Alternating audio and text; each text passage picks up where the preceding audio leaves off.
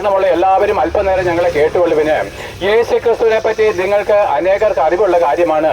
2000 വർഷങ്ങൾക്ക് മുമ്പ് കന്യക ഗർഭം ധരിച്ചൊരു മകനെ പ്രസവിച്ചുവെന്നും അവൻ ഈ ഭൂമിയിൽ ഒരു മനുഷ്യനായിട്ട് ജനിച്ചുവെന്നും അവൻ 30 വർഷക്കാലം അവന്റെ അമ്മയപ്പന്മാർക്ക് കീഴടങ്ങി അനുസരിച്ച് അതിനുശേഷം അവൻ പാലസ്തീന്റെ തെരുവിലേക്ക് ഇറങ്ങി ദൈവരാജ്യം സമീപിച്ചിരിക്കാൻ നിങ്ങൾ മാനസാന്തരപ്പെട്ടെന്ന് പ്രസംഗിച്ചുവെന്നും അവന്റെ അടുക്കലേക്ക് വന്ന അനേകർക്ക് അവൻ പാപമോചനവും അവന്റെ അടുക്കലേക്ക് ആശ്രയിച്ചു വന്ന അനേകർക്ക് അവൻ ആശ്വാസവും രോഗസൗഖ്യവും കൊടുത്തുവെന്നും നിങ്ങളൊക്കെ കേട്ടിരിക്കുന്ന കാര്യമാണ്. അതിനേക്കാൾ ഉപരി നിങ്ങൾ കേട്ടിട്ടുള്ളതും അറിഞ്ഞിട്ടുള്ളതുമായിരിക്കുന്ന മറ്റൊരു കാര്യം, യേശു ക്രിസ്തു ഈ ഭൂമിയുടെ മധ്യഭാഗമായിരിക്കുന്ന യെരുശലേമില് സകല മനുഷ്യരും കാണുക 2 കള്ളന്മാരുടെ മധ്യേ പാപികളായിരിക്കുന്ന കഠിനന്മാരായിരിക്കുന്ന മനുഷ്യരുടെ കരങ്ങളാൽ അടിയേറ്റ് അവൻ 2 കള്ളന്മാരുടെ മധ്യേ ക്രൂസിൽ തൂങ്ങിക്കിടന്ന് മരിച്ചുവെന്നും അവൻ മരിച്ചവരുടെ ഇടയിൽ നിന്ന് 3-ാം ദിവസം ഉയർത്തെഴുന്നേറ്റ് അവൻ രാജാവായിട്ട് മടങ്ങി വരുമെന്നുള്ള വാഗ്ദത്തം തന്നുകൊണ്ട് സ്വർഗത്തിലേക്ക് കരേറിപ്പോയെന്നും എല്ലാ ജാതി മതസ്ഥർക്കും അറിവുള്ളവരാണ്. എന്നാൽ ചിലരത് വിശ്വസിക്കുന്നു, ചിലതിനെ തള്ളിക്കളയുന്നു. ദൈവം എങ്ങനെ മരിക്കും? ദൈവത്തിന് ഇവൻ കഴിവ് കെട്ടതല്ലയോ? കാരണം എന്താണ്? വാളെടുത്ത് ആയുധമെടുത്ത് മറ്റുള്ളവരുടെ തല വെട്ടുന്ന കാര്യം മാത്രമാണ് നമ്മൾ ദൈവികമായ രീതിയിൽ കാണുന്നത്. എന്നാൽ ദൈവം സ്നേഹമാണെന്നും നമ്മൾ മരിക്കേണ്ടതിന് പകരം ഈ മരിച്ചത് ദൈവമല്ല, ദൈവപുത്രനാണ്. ദൈവത്തെ ആരും ഒരു നാളും കണ്ടിട്ടില്ല, അവൻ സ്വർഗത്തിൽ പിതാവായിട്ടിരിക്കുന്നു. എന്നാൽ ഇവനിലല്ലയോ ദൈവത്തിന്റെ സകല സമ്പൂർണ്ണതയും ദേഹരൂപമായിട്ട് വസിക്കുന്നത്. ദൈവത്തിന്റെ പൂർണ്ണ അധികാരത്തോടുകൂടി ദൈവത്തിന്റെ പൂർണ്ണമായിരിക്കുന്ന സ്വരൂപത്തോടുകൂടി ഒരുവൻ ലോകത്തിലേക്ക് വന്നപ്പോൾ അവനെ അംഗീകരിക്കുന്നവന് ദൈവമുണ്ട്, അവനെ തള്ളിക്കളഞ്ഞവർക്ക് ദൈവമല്ല. ഞാനും പിതാവും ഒന്നാകുന്നു എന്ന് പറഞ്ഞതിനൊത്തവണ്ണം നമുക്ക് പ്രിയപ്പെട്ടവരെ, ഈ ദൈവവും പുത്രനായിരിക്കുന്ന യേശു ക്രിസ്തുവും തമ്മിലുള്ള ബന്ധം എന്താണെന്ന് നിങ്ങൾക്കറിയാമോ? നമുക്ക് പ്രിയപ്പെട്ടവരെ, നിങ്ങളൊരു പിതാവാണെന്ന് വിചാരിക്കുക. നിങ്ങൾക്കൊരു മകനുണ്ട്. നിങ്ങൾ എന്താണ്? നിങ്ങളുടെ ഒരു സ്നേഹിതന്റെ അടുക്കലേക്ക് നിങ്ങളുടെ മകനെ നിങ്ങൾ അയക്കുകയാണ്. എന്നിട്ട് പറഞ്ഞു, എടാ അപ്പം പറഞ്ഞു ഇന്നത് ചെയ്യണമെന്ന് അപ്പം പറഞ്ഞെന്ന്, ഇന്നത് തരണമെന്ന് അപ്പം പറഞ്ഞുവെന്ന് നിങ്ങളുടെ മകനെ നിന്റെ സ്നേഹിതന്റെ അടുക്കലേക്ക് അയക്കുകയാണ്. പക്ഷെ ആ സ്നേഹിതന്റെ അടുക്കലേക്ക് നിന്റെ മകൻ ചെന്നിട്ട് പറയുകയാണ്, അപ്പൻ പറഞ്ഞു ഇന്ന കാര്യങ്ങൾ ചെയ്യണമെന്ന് പറഞ്ഞപ്പോഴ് നിങ്ങൾ ആ മകനെ തല്ലി ഇറക്കുന്നെങ്കിൽ, ആ മകനെ ആട്ടി ഓടിക്കുന്നെങ്കിൽ യഥാർത്ഥമായിട്ട് നിങ്ങൾ ആരെയാണ് ആട്ടി ഇറക്കിയത്?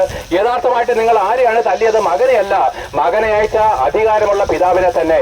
അവണ്ണം ദൈവത്തെ നമ്മൾ ആരും ഒരു നാളും കണ്ടിട്ടില്ല. എന്നാൽ തന്റെ മടിയിലിരുന്ന ഏകജാതനായ പുത്രനെ അറിഞ്ഞവൻ ദൈവമാരെന്ന് അറിഞ്ഞിരിക്കുന്നു.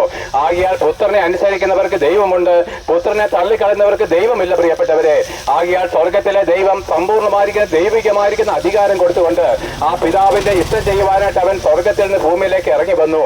നോക്കുവിന് അവന്റെ ഇഷ്ടം, ദൈവത്തിന്റെ ഇഷ്ടം, പിതാവിന്റെ ഇഷ്ടം പുത്രൻ ഭൂമിയിൽ നിവർത്തിച്ചു. എന്താണ് പിതാവിന്റെ ഇഷ്ടം എന്നറിയാമോ? തന്റെ പുത്രനായിരിക്കുന്ന യേശു ക്രിസ്തുവിനെ കാൽവറി ക്രൂശിൽ തകർത്ത് കളയുക എന്നുള്ളതായിരുന്നു പിതാവിന്റെ ഇഷ്ടം. ആരോടൊരു ഇഷ്ടം? നിന്നോടുള്ള ഇഷ്ടം. നീയാണ് മരിക്കേണ്ടത്. നിന്നോടുള്ള ദൈവത്തിന്റെ അഗാധമായിരിക്കുന്ന ഇഷ്ടം എന്താണെന്നറിയാമോ? എന്റെ ഏകജാതനായ പുത്രൻ നിനക്ക് പകരക്കാരനുമായിട്ട് ഭൂമിയിൽ ക്രൂശിൽ തകർക്കപ്പെടണം. ഇതായിരുന്നു പിതാവായിരിക്കുന്ന ദൈവത്തിന് നിന്നോടുള്ള ഇഷ്ടം. അതായത് നീ മരിക്കേണ്ടതിന് പകരം ദൈവം തന്റെ പുത്രനെ യാഗം കഴിച്ചത് വഴി ദൈവത്തിന് നിന്നോടുള്ള അഗാധമായിരിക്കുന്ന സ്നേഹം പരസ്യപ്പെടുത്തിയിരിക്കുകയാണ്. പ്രിയപ്പെട്ടവരെ, എന്തുകൊണ്ടാണ് യേശുക്രിസ്തു മരിക്കേണ്ടി വന്നത്? ഞങ്ങൾ ഈ നട്ടുച്ച വെയിൽ നിന്ന് റാന്നിയുടെ ദേശത്ത് നിന്ന് കഷ്ടമേറ്റ് വന്ന് ഇത് പ്രസംഗിക്കേണ്ട കാര്യം എന്താണെന്ന് നിങ്ങൾക്കറിയാമോ? ദൈവം ഒരുവനെ ഉള്ളുവെന്നും ദൈവത്തിനും മനുഷ്യർക്കുമിടയിൽ ഓരോ മധ്യസ്ഥനെ ഉള്ളുവെന്നും ഞങ്ങൾ അറിഞ്ഞിരിക്കെ അത് അറിഞ്ഞിട്ടില്ലാത്ത സകല മനുഷ്യരുടെയും എന്ന് വെച്ച് കഴിഞ്ഞാൽ ക്രിസ്തീയ മത പുരോഹിതന്മാരും ക്രിസ്തീയ മതവിശ്വാസികൾക്ക് ഉൾപ്പെടെയുള്ളവർക്ക് ഈ സത്യം തിരിച്ചറിയാൻ കഴിഞ്ഞിട്ടില്ല. അവർക്കിപ്പോഴും യേശു ഉണ്ണിയേശുവാണ്. കാലിത്തൊഴുത്തിൽ കിടക്കുന്ന ഒരു കൊച്ചു കുഞ്ഞിനെ ഓമനിക്കുന്ന പോലെ യേശുവിന്റെ പേര് പറഞ്ഞ് ഉണ്ണിയേശുവിനെ ഓമനിക്കുന്നവരാണ്. ഞാൻ ചോദിക്കട്ടെ പ്രിയപ്പെട്ടവരെ, നമുക്കൊരു ആൺകുട്ടി ജനിച്ചു, അവനിപ്പോൾ വിവാഹം കഴിച്ച് അവന് 2 മക്കളുമുണ്ട്. ഇപ്പോഴും നിങ്ങൾ അവനെ നിങ്ങളുടെ കൈയിലെടുക്കുന്ന അമ്മയുടെ മുലപ്പാൽ കുടിക്കുന്ന ഒരു കൊച്ചു കുഞ്ഞിനെ പോലെയാണോ മകനെ കരുതുന്നത്? അല്ല, അവനിപ്പോൾ വളർന്നു, വിവാഹം കഴിച്ചു, അവനിപ്പോൾ ഇതാ 2 കുട്ടികളുടെ പിതാവായെങ്കിൽ അതിനൊത്തവണ്ണമല്ലയോ അവനെ ബഹുമാനിക്കുകയും സ്നേഹിക്കുകയും ചെയ്യുന്നത്? പ്രിയപ്പെട്ടവരെ, യേശുക്രിസ്തു 2000 വർഷങ്ങൾക്ക് മുമ്പ് ഭൂമിയിൽ ഒരു മനുഷ്യനായിട്ട് ഒരു കുഞ്ഞായിട്ട് ജനിച്ചുവെങ്കിലും അവൻ നമ്മളെപ്പോലെ ഒരുവനായിട്ട് 30 വർഷക്കാലം അമ്മയപ്പന്മാർക്ക് കീഴടങ്ങി അനുസരിച്ചു. നമ്മളെപ്പോലെ ജോലി ചെയ്ത് അവന്റെ അമ്മ പ്രസവിച്ച മക്കളെ പുലർത്തി. അതിനുശേഷം അവൻ അവന്റെ മാതൃഭവനത്തെ ഉപേക്ഷിച്ച് കളഞ്ഞ് അവൻ തെരുവീഥികളിൽ ഇറങ്ങി മാനസാന്തരം പ്രസംഗിച്ചു. അതിനുശേഷം തീർന്നില്ല, 3.5 വർഷക്കാലം അവൻ അത്ഭുതങ്ങളും അടയാളങ്ങളും വീര്യപ്രവൃത്തികളും ചെയ്തു. അവൻ കടലിന്റെ മേലെ നടന്നു, മരിച്ചവരെ ഉയർത്തെഴുന്നേൽപ്പിച്ചു, രോഗികൾക്ക് സൗഖ്യം കിട്ടി. ഇങ്ങനെ എണ്ണമില്ലാത്തതും ഒരിക്കലും പറഞ്ഞു തീർക്കാൻ കഴിയാത്ത അത്ഭുതങ്ങൾ ചെയ്തു. എന്നാൽ നോക്കുവിന് ആകാശവും ഭൂമിയും ദൈവം സൃഷ്ടിക്കുന്നതിന് മുമ്പ് തന്നെ ഈ പുത്രനായിരിക്കുന്ന യേശുക്രിസ്തു നമുക്ക് ഓരോരുത്തർക്കും വേണ്ടി കാൽവരി കാൽവറി ക്രൂശിൽ മരിക്കണമെന്നുള്ള ആ പിതാവായ ദൈവത്തിന്റെ ഇഷ്ടം ചെയ്യുവാനായിട്ട് അവൻ കാൽവറി ക്രൂശിലേക്ക് കയറി പോവുകയാണ്.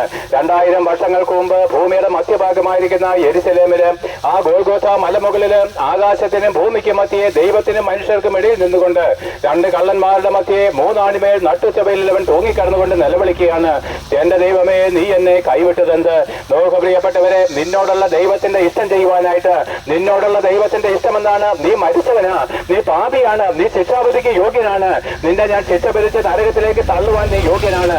എന്നാൽ ദൈവത്തിന്റെ സ്നേഹം എന്താണെന്ന് അറിയാമോ? നിന്നെ മരണത്തിന് വിധിക്കാവുന്ന, നിന്നെ തൂക്കയറിന് വിധിക്കാവുന്ന നിന്റെ പാപം ഞാൻ എന്റെ പുത്രനായിരിക്കുന്ന ക്രിസ്തുവിന്റെ മേൽ ചുമത്തുകയാണ്. അവൻ നിന്റെ പാപം ചുമന്നത് വഴി നിനക്ക് പകരക്കാരനായിട്ട് എന്റെ പുത്രൻ മരിക്കേണ്ടി വന്നു. പ്രിയപ്പെട്ടവരെ, ദൈവത്തിന്റെ അഗാധമായിരിക്കുന്ന സ്നേഹം ഇതാണ്. തന്റെ ഏകജാതനായ പുത്രനിൽ വിശ്വസിക്കുന്ന ഏവനും നശിച്ചു പോകാതെ നിത്യജീവൻ പ്രാപിക്കേണ്ടതിന് ദൈവം അവനെ നൽകുവാൻ തക്കവണ്ണം നമ്മളെ ഓരോരുത്തരെയും സ്നേഹിച്ച് പ്രിയപ്പെട്ടവരെ